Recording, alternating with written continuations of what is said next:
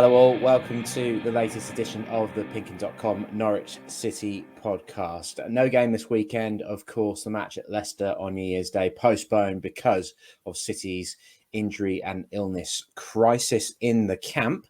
But we wanted to get together and just put together a bonus episode of the pod for you because there's still plenty of bits and pieces to be discussed. Dave Freezer here alongside Connor Southwell. Connor, how are you? Did you do anything fun with your unexpectedly free New Year's Day? Not really, no. No, I didn't. To be completely honest, I find it a little bit of I don't drink, as you know, Dave. So I find the whole New Year's process a little bit of a non-event. To be honest, I just saw some family, and it was an excuse to eat more food from my part. So that was good. It was just I got a longer period to do it in, and there was no football match. So yeah, it was good. What about you? What did you get up to? Yeah, same. I didn't drink for one day. I'm going to be one of those boars that tries to do a dry January. But yeah, we had quite a nice start. Actually, we went out to Cromer. My best mate was back visiting family. So met him and his wife and their kids with my partner and just went for a walk on Cromer Beach. And it was like September or something. It was like 16 degrees. It was lovely. And then went and had a family roast in the afternoon and I won at Monopoly. So, you know... Hey. What better way to start it? And it was a dramatic victory as well. This is I'm going to inject a bit of sporting drama into this. The only things that I had on the board for the whole game were Mayfair and Park Lane, the two most expensive. Managed to get hotels on them, and then it paid off for me right at the end of the game. So I basically sat there and observed everybody else playing, and it eventually paid off for me. So he who dares wins, Rodney, and all that sort of stuff. But let's have a look back at the Premier League weekend that continued without Norwich City, shall we? The results that, well, I mean, it's not changed the table a great deal, I suppose, other than Leeds. If you've got the results in front of you as well, Connor, we've got Leeds 3, Burnley 1, Everton 2, Brighton 3, Brentford 2, Villa 1, and Chelsea 2, Liverpool 2. So Leeds... I suppose them beating Burnley is kind of helpful from a Norwich point of view, but that the bottom four is now 6 points adrift of Leeds in 16th.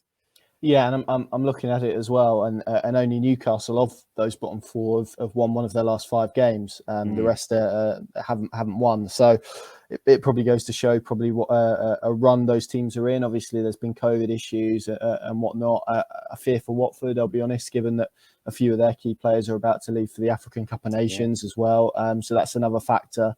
So yeah, I mean, it's kind of as was for Norwich City, really, apart from that bottom four getting cut off. And we're still talking, ultimately, even maybe as negative and as much criticism as we've given Norwich City for their performances on the pitch, we're still talking about a 3-point gap to Watford in 17th. And, you know, Burnley aren't really producing the level of performances that maybe people have come accustomed to. It feels to me like it's kind of everyone looking at it and going, well, Burnley will get out of it because they always produce a run. They've only won 1 game all season. It's quite remarkable to think that Norwich have won more games than the Newcastle and Burnley at this stage. So, yeah, it's a really interesting situation. I think we're now looking at essentially 3 of those 4 teams will get relegated. Leeds now on 19 points. Looks like they've got away from it a little bit, but again, a couple of wins from those below them will set them back in. So, yeah, at this moment in time, the picture hasn't changed dramatically for Norwich City.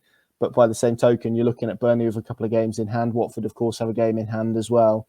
And there's the possibility Newcastle, of course, this month are looking at getting new signings in. We're invariably, I suppose, going to be talking about Kieran Trippier at some point during this podcast as potentially the first of those. That represents the quality they're looking to get in this month. So from a Norwich City standpoint, it's okay. But for now, it feels like maybe the danger is going to come a little bit later down the track. And the Watford AFCON impact could well be sort of well timed for Norwich as well, couldn't it? With that game being later this month, that is the away game, isn't it? That comes the other side of the Everton match. So, I mean, they have the goal difference swing, I suppose, in their favour. So it's pretty much 4 points, isn't it? Because their goal difference is 20 better off than Norwich. But again, looking at the results, Brighton winning 3-2 at Everton, they're up to 9th now. Fair play to Graham Potter. He's doing a great job there. They've got such a solid base to build on, and they try to play decent football, don't they? But Everton slipped down there to 15th. They're level on points with Leeds. If Rafa doesn't get his act together, he's probably going to lose that one, isn't he? Yeah, you think so? I think that's just a club that feels like structurally it's in a little bit of a mess. They obviously lost their sporting director, didn't they, Marcel Brands, a few weeks ago, and I think the criticism mainly from Everton fans has been about the lack of kind of long-term planning that there is at the club. They're one of these that seem to lurch from manager to manager. They've obviously spent a lot of money and perhaps not seen the return that they would like on those additions. And now you've got Rafa Benitez maybe trying to implement his style, and it seems very manager focused and maybe a little bit of a throwback to what Norwich had before they moved to the sporting director model to an extent. So yeah, it's an interesting one. It never really feels like they're in threat of kind of relegation, does it? Because of the quality they have in their squad, and they've already made, I think, a couple of signings in January, one left back from Ukraine, and I think if it's not done, they're pretty close to doing Nathan Patterson as well, who's at Rangers and is fairly young and upcoming. So, yeah, I think you would naturally probably expect an uplift from them at some point. I wouldn't necessarily be looking at those coming into the conversation in terms of the relegation picture and in terms of perhaps being competitive from a Norwich City standpoint. Equally, that game in a couple of weeks' time at Carrow Road is beginning to look like quite a big opportunity for Norwich, given the form that they're in and the position that they're in. But yeah, you're right. Ultimately, you look at that, and Rafa Benitez is going to be in a lot of trouble, especially given the fans haven't probably taken to him in the way that maybe he would have hoped because of the Liverpool connections and whatnot. So yeah, it's interesting that them and Leeds are probably down there. I think when we spoke at the start of the season, they're probably maybe two clubs that we wouldn't necessarily have put down there. But that goes to show maybe how brutal and how difficult the Premier League is this season, particularly with the COVID and the injury problems. Yeah, now a little bit of housekeeping as well. The Leicester game hasn't been rearranged yet, but the West Ham game has been given a new date. So that's Wednesday, January 12th. So next week, 3 days after the Charlton FA Cup game on Sunday. So that is the next Premier League match for Norwich as it's scheduled, which is, of course, a daunting prospect with the way West Ham have been going along. You know, still sat 5th in the table. They've been doing really, really well. They went and beat Palace and looked pretty sharp while doing it as well.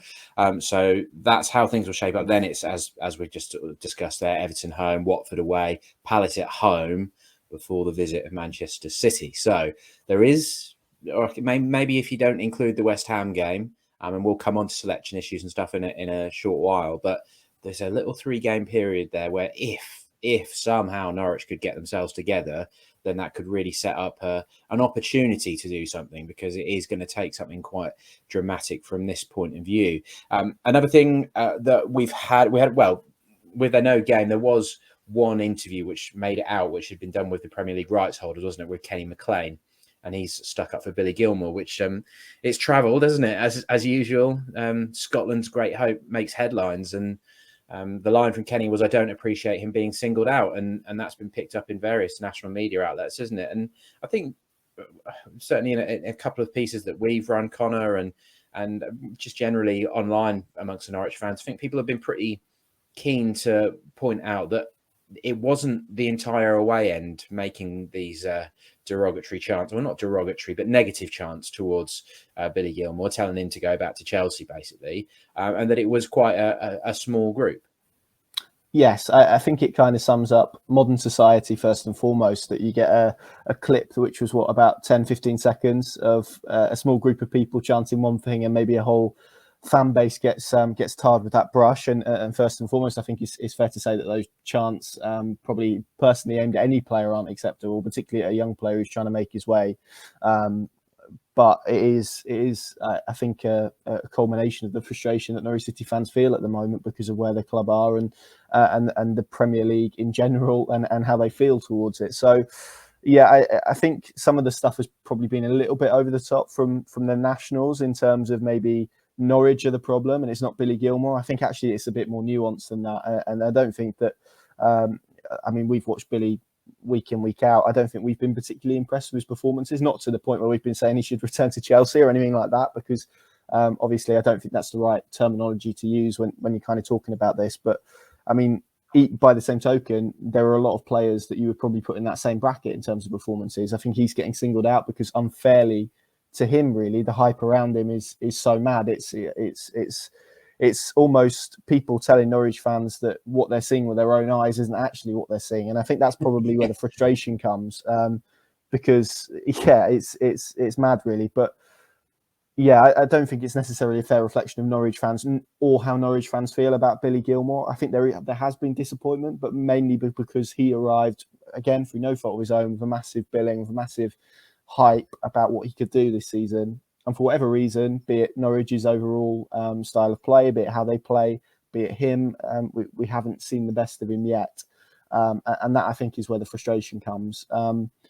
But yeah, I think Norwich fans looking at it have been quite frustrated with how it's been perceived on a wider basis. And I think Kenny's right to come out and say what he said. And I agreed with a lot of what he said. But by the same token, I think fans are a little bit sick of hearing players say, we need to improve, we need to do this, we need to do that. I think now is the time for actions. And again, we're speaking about 3-game runs, aren't we, and opportunities. And if it just feels like we've kind of spoken about that all season. And at some point, we need to see one of these runs and one of these moments and some of these words translate into actual actions and actual results. And only then, I think, will they get the fans back on side, and we'll begin to see, hopefully, the unity that we hope to see for the remainder of the season. But yeah, I feel for Billy Gilmour, but at the same token, I think it has been probably overblown a little bit because of some of the traction it's got from media outlets, kind of nationally and elsewhere, I suppose.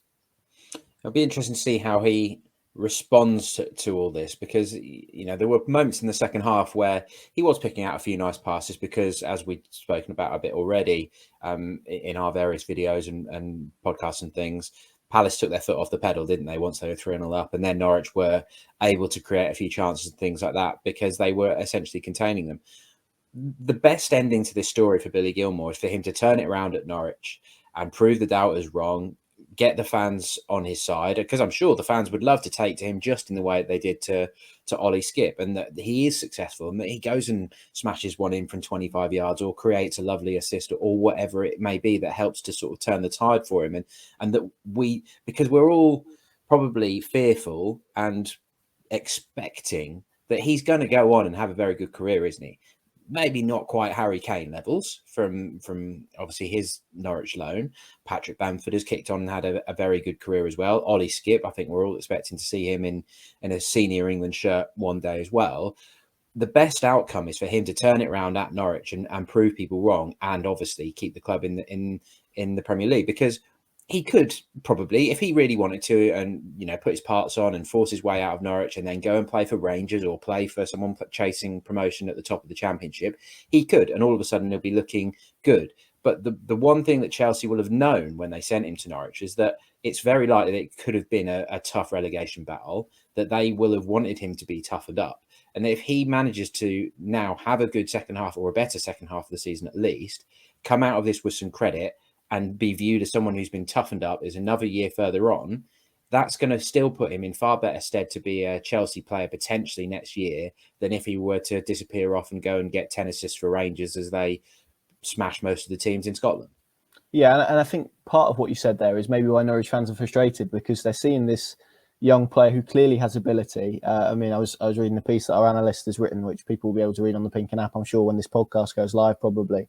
And he's had the 11th most progressive passes in the Premier League, which sounds really impressive. But then it's about context, and it's okay, but where are these passes coming from? Whereabouts on the pitch? And I think it's more that he's not really creating or contributing much from an attacking sense, but then he's not really that kind of player anyway. So yeah, that's one side of it. And equally, as I said, Norwich fans are watching a player suffer a little bit, which he is at the moment, and they're not going to see probably the fruits of that or the rewards of that. It's going to be Chelsea ultimately that benefits from that rather than Norwich City, which will make him a better player in the long run. And I think Chelsea will be looking at it and saying, well, he needs some adversity, because you look at what he's had in his career so far, and it has been an upward trajectory in terms of positivity and in terms of hype. So it's good from a developmental aspect that he is suffering a bit of adversity, that questions are being asked, that fans are giving him a little bit of stick, because from a Chelsea perspective, you then get a very real sense of how he responds to stuff like that. And as you said, his response is going to be fascinating, because if he doesn't, then this is where a young player could really get lost and they could really go in the wrong direction. But if he does step up in his game in the second half of the season, we do see a real improvement, and we do see some of this good stats in possession translate into chances created and assists and goals, then we're going to be talking about a very different player and someone who actually has been able to come through adversity. And that will be another massive tick in a box that Chelsea will be looking at. But yeah, ultimately, long term, we're talking about a player that isn't going to be at Norwich City and that isn't going to play for Norwich City. So, in the same way that we kind of praised Ollie Skip last year, and Norwich fans sort of helped grow him to get to a point where he doesn't play for them, it's the same with Billy Gilmore. And I think the fact that maybe that's as a result of poor performance rather than positive performance, probably adding to the frustration that maybe fans feel around him and his performances. Yeah, okay. Well, it'll be interesting to see how it develops. As we record, it's January the 4th. Don't think anything much has changed in terms of what we've been reporting already, that Norwich are expecting a quiet January transfer window, unless somebody turns up with 25 million for Max Aarons or something like that. As Connor mentioned earlier, Everton now look to be out of that race, signing Nathan Patterson, who's another of the big sort of Scotland young hopes, isn't he, and has been doing well at Rangers. So it doesn't seem like there's going to be too much at senior levels. You wrote a piece about Todd Cantwell's future, didn't you? Again, we've been reporting that there's a bit of uncertainty there, basically, isn't there, that the club would consider approaches for him, because he's obviously he's almost in a bit of limbo, isn't he? But some of the links which have been doing the rounds the last few days is pretty lazy reporting, isn't it? It's just rehashing all the links. And Todd is just like Max and all those players like Jamal and Ben that we've had in recent years, who their representatives have been very good at getting them linked with big clubs. Todd's been linked with everyone over the years, isn't he? Same as Max. Bayern Munich, even at one point, were linked with Todd, which I think we can say with pretty decent certainty he won't be going to Bayern Munich. And I don't think he's going to be going to Liverpool either. There may well have been an interest at some point, but that would be a heck of a change to go from the situation he's in at the moment to Liverpool. Yeah, as I wrote in the piece, I think he's in a very difficult situation. And I think if you're a buying club looking at Todd, there's also question marks still around him. I would maybe argue that, is he a bigger risk now than he was 2 years ago after relegation? I think he probably is, because for all the questions that Norwich fans have been asking in terms of why hasn't he been playing, and when he has played, his performance levels haven't been that high. Recruitment teams will be asking the same questions. Here's someone who 2 years ago scored a good amount of goals in the Premier League. Last year added some really good kind of creative metrics to that, but this season hasn't done it for whatever reason. So again, if you're a buying club, it's a massive risk, isn't it? You're basically taking a leap into the unknown on a player who this season and 2 years ago didn't really show the creative side of the game that many people felt he needed to improve on, and this year hasn't really had the goals to maybe mask that either. So I don't know. It's a lot of potential that you're taking a risk on. It's a lot of unknowns that you're maybe taking a risk on, and I just don't see a club that would be willing to do that, maybe for the price tag that Norwich would want. So I think it would make it incredibly difficult for a top club to do that, especially. And I don't really see any clubs who have the money in reserve because of COVID, because of the situation, willing to take a risk that is that significant. He clearly has talent. You only need to watch him play to realise that. But at the moment, I think there's too many question marks around him that probably will make clubs maybe not completely sort of turn away from him, but probably prefer other options. And I think that's probably the difficult predicament that he's in, but also Norwich are in. Because for all of the speculation there's been around him, and you listed it there, to some top clubs, Norwich have never had an inquiry for him. There's clearly been interest. Leeds liked him. Victor Orta confirmed that. We know that Aston Villa liked him last summer when Dean Smith was at the helm. But that interest didn't result in kind of anything put on the table or any kind of talk. So, yeah, he's in a difficult situation, I think, because he's in a position where he's played half of Norwich City's games this season. The games that he has played, he hasn't looked particularly... Well, he hasn't been the player that we know he can be. And I just feel like if there was a situation where a club did put in money, but for the reasons I've said, I think that's probably unlikely, then maybe it would be best for all parties at this stage. But it would be a sad end to his Norwich career, I think, given he's a local lad. He's been at the club since he was, 8 or 9, Durham born, obviously. And I don't really feel like he's fulfilled what maybe we thought he could fulfill at this stage. Now, the onus is on him, isn't it? Because if he can come back into the side and have an excellent second half of the season, Norwich trigger a 1-year option, and maybe some of those clubs that we talk about look at those risks that are here at the moment and say, okay, they no longer exist. We're now comfortable with putting 15, 20 million on the table to take him off your hands. I just don't see a club that would be willing to do that at the moment. And the circumstances that maybe he finds himself in is because of that. I don't know if that's kind of something you agree with, but it just feels to me like it would be a massive risk for any team to take. Yeah, I mean, Leeds is the one, just because it's still Victor Orta and Bielsa there, that would maybe make sense. But I said this in our Q&A when me and Paddy were doing that on Monday on PinkUn Plus, that I'd struggle to see them getting 10 million from anyone in the situation he's in at the moment. He hit that real hot streak in that first half of the Premier League season, scored that brilliant goal in an FA Cup quarter-final, which very nearly ended up taking Man United to penalties. And then the second half of last season, once he'd got over his injury and sort of falling out type thing with Farke, he was again looking really good, and he was looking more creative, and he scored like that goal he scored at Sheffield Wednesday.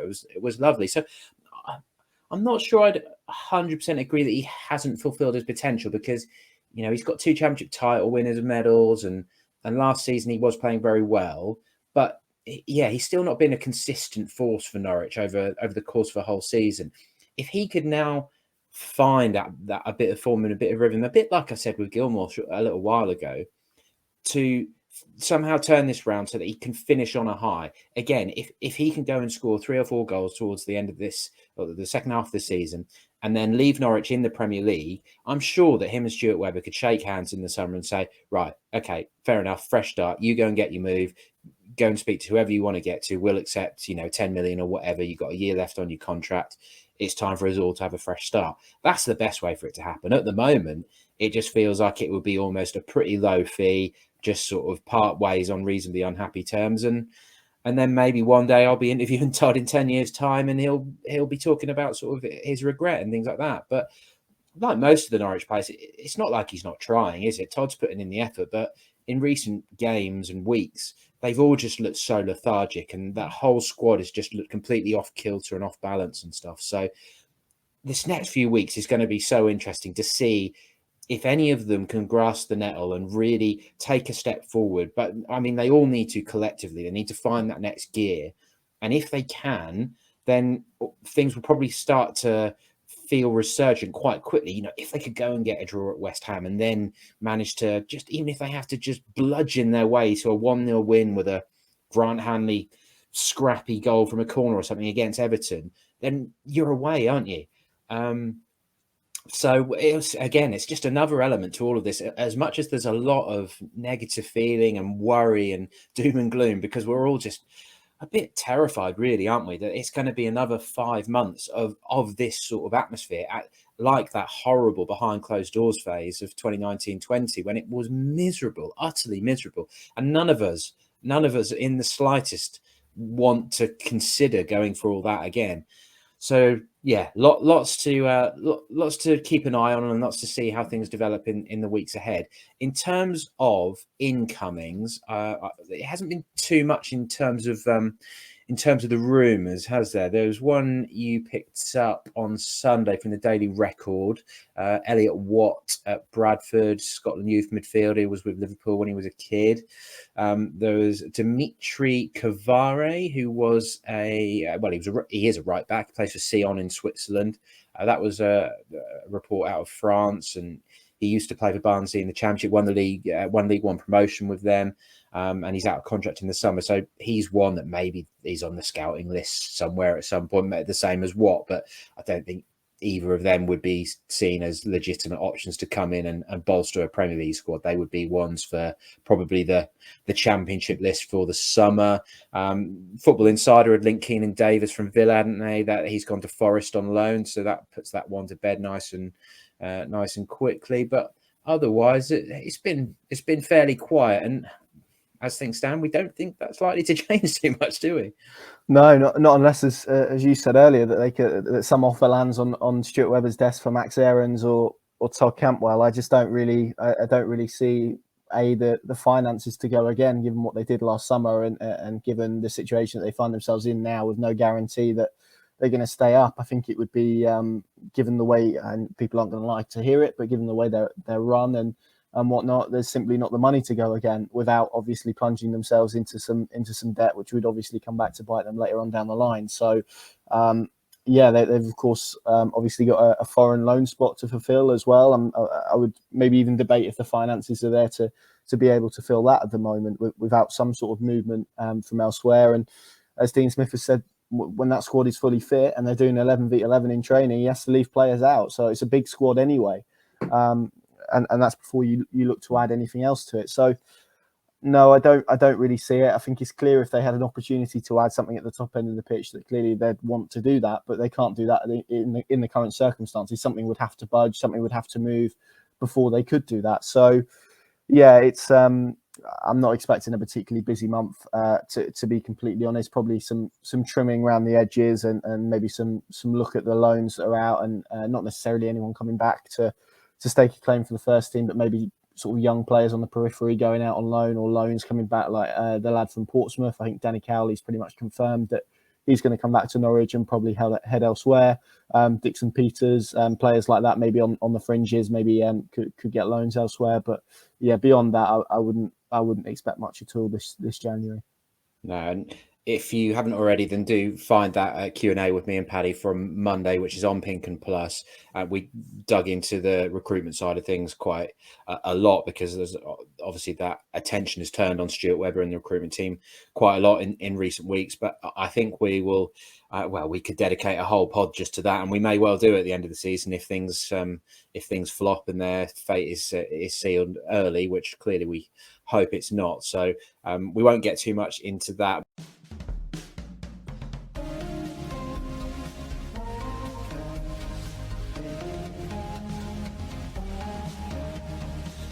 There was a few little bits and pieces of news I just wanted to get into before we finish on by looking ahead to the Charlton game on Sunday, FA Cup third round, looking for a little bit of magic of the cup, of course. I can't say that I remember too much FA Cup magic in my time following Norwich City, to be perfectly honest.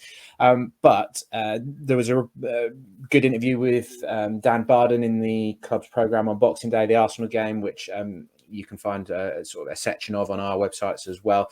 Looks to be going well. His treatment for testicular cancer was finished just before Christmas, and he suggested he was waiting for news of a scan. So, of course, we'll all have our fingers crossed that that's positive news. But he certainly seemed to be talking in the direction of that he might be back in training end of the season or maybe the start of next year, but doesn't look like he'll be continuing that loan with Livingston or anything like that, but we shall see how that goes. Gaston Ahadme, young striker who's on loan at Portsmouth, looks like he'll be coming back, but as Connor's just said, not going to be anywhere near the first team. It's much more likely he'll be going out. I think he's in the last 6 months of his contract, so whether they'll look to get him fixed up permanently, we'll have to see.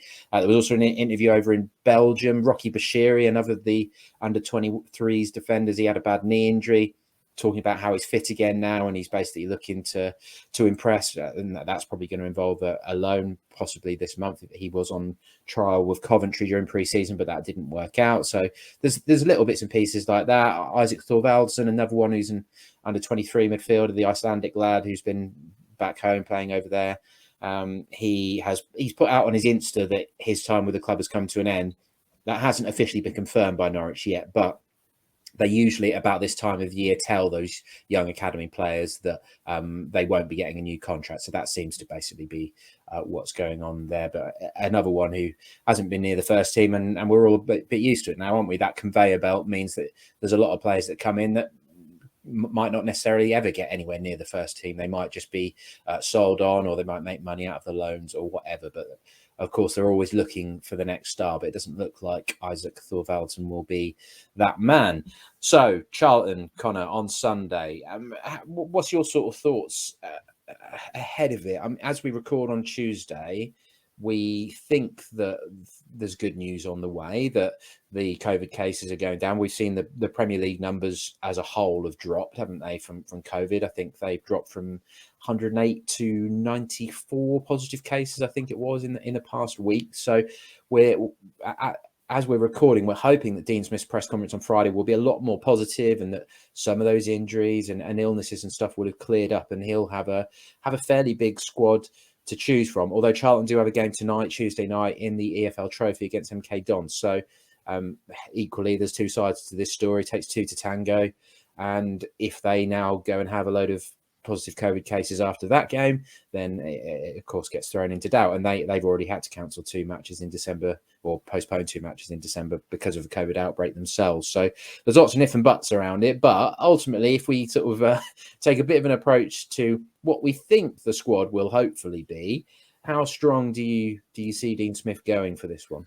Yeah, it's probably changed a little bit in my mind since obviously the news of the West Ham game has been announced, because it's gone from them having pretty much a clear week between that Charlton game and the Everton home game, to now having a West Ham Premier League fixture in the middle of it. So I think that will probably change his thinking a little bit, and will probably mean that he rotates maybe a bit more than perhaps he would have done. I'd probably expect Angus to return in goal. Obviously, hopefully Tim Krul is back from his COVID infection, but I think you'd probably want to save him for West Ham. And given Angus I'm not sure if he has got much momentum, but momentum in terms of playing, definitely. I think you'd want to expose him to a few more minutes as well. I'd imagine players like Barley Mumba to come in. Again, probably depends who's fit around the centre-backs. You'd probably be looking at giving Kabak some minutes as well. I think the left-back one is interesting, and will probably give us an insight into which way he'll go at West Ham, to see whether it's going to be Williams, Yanulis. I suppose Byram as well could be in there in terms of minutes. So, yeah, I don't think it will be kind of an academy 11, so to speak. Whether John Rowe gets a go or players like that, I'm not sure. But I think it will be probably more rotated than maybe it would have been. I suppose the interesting points around players like Milo Rashica, who, we heard potentially, or Dean Smith said potentially would have returned for that Leicester game.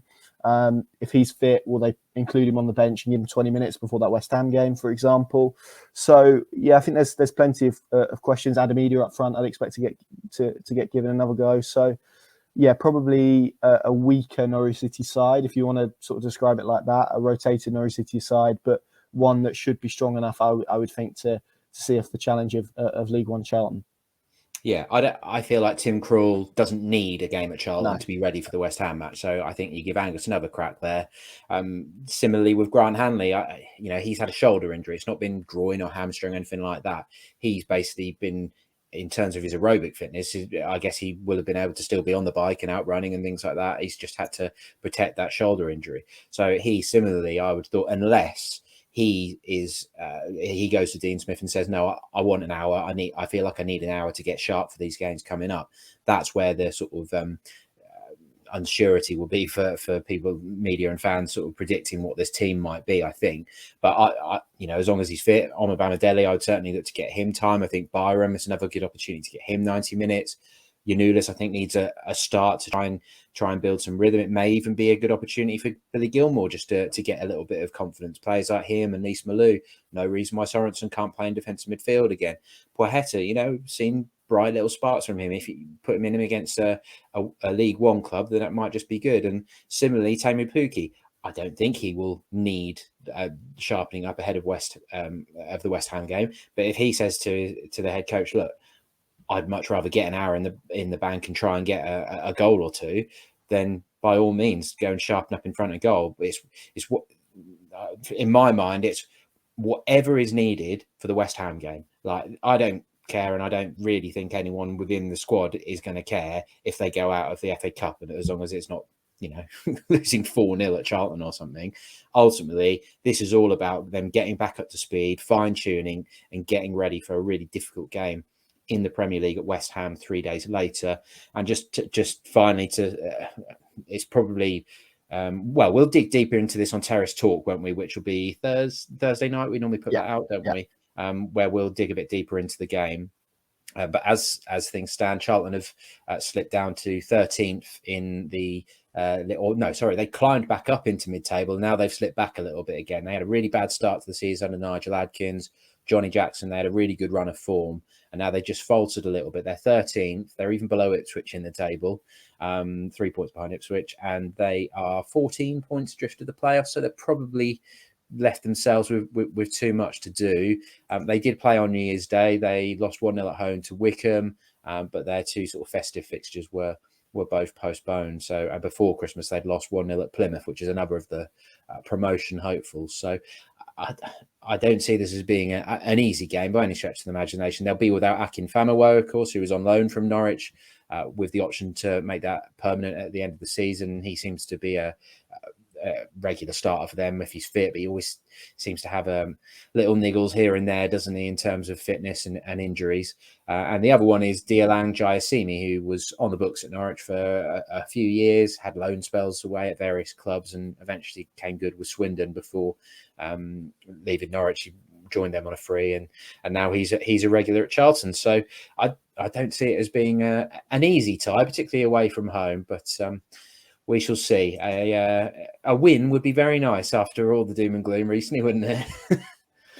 Yes. Any win will do, I think, even if it's in the FA Cup, just to pick us all up a little bit. That would be nice. I think just a little bit of cup progression, even if it's not particularly. Obviously, it goes back to the old cliche, doesn't it, of the league being the priority. But I think the position that Norwich are in now, they just need to win a game of football, and hopefully that will lift some sort of confidence and the mood within camp even a little bit. So I think we're at the stage where, yes, obviously Premier League survival is important, but if they can just win a game of football and score a goal, maybe first and foremost, that would be beneficial, hopefully, to their overall morale, and then hopefully they can transfer that onto the Premier League, even if it is, as we expect and as we've teed up there, maybe a little bit more of a rotated squad. Yeah, well, it'll be really interesting. I did have a quick look at Dean Smith's FA Cup record as well, and it's not great. It doesn't look like he gives it too much priority. He's only made it to the fourth round twice in 11 seasons. Villa basically had to sacrifice FA Cup last year because they had a COVID outbreak. They played the kids. They lost 4-1 to Liverpool, but he went out in the third round in all three of his seasons at Villa. He did make the fourth round a couple of times, once with Brentford, once with Walsall. So, I don't see it as being one where he's going to go full strength, but it will certainly still be interesting. There's always plenty to learn from those sort of things as well, and it opens opportunities for players to impress, doesn't it? So we'll leave it there. As I said at the top of the show, we just wanted to bring you a little bit of a bonus pod just to get through the key issues, even though there's not actually a game to talk about. There's always plenty going on, isn't there? If you haven't already checked out PinkUn Plus, then please do. All the ads are stripped back, much nicer user experience. I'm sure, I would hope, and certainly from the feedback we've had, that most people who've actually used it agree that it's a much better way to view our content than the websites, unfortunately, which just get too cluttered with adverts at times. $1.99 a month. You can find out all about that on the pinkun.com homepage. There's a little tab at the top which says PinkUn Plus, and it lists all the details, and there's an FAQ section there as well if you've got any questions which you want answering. But for now, thank you very much for listening. As I say, Terrace Talk will be out Thursday night, but for now we will leave it there and catch up with you very soon.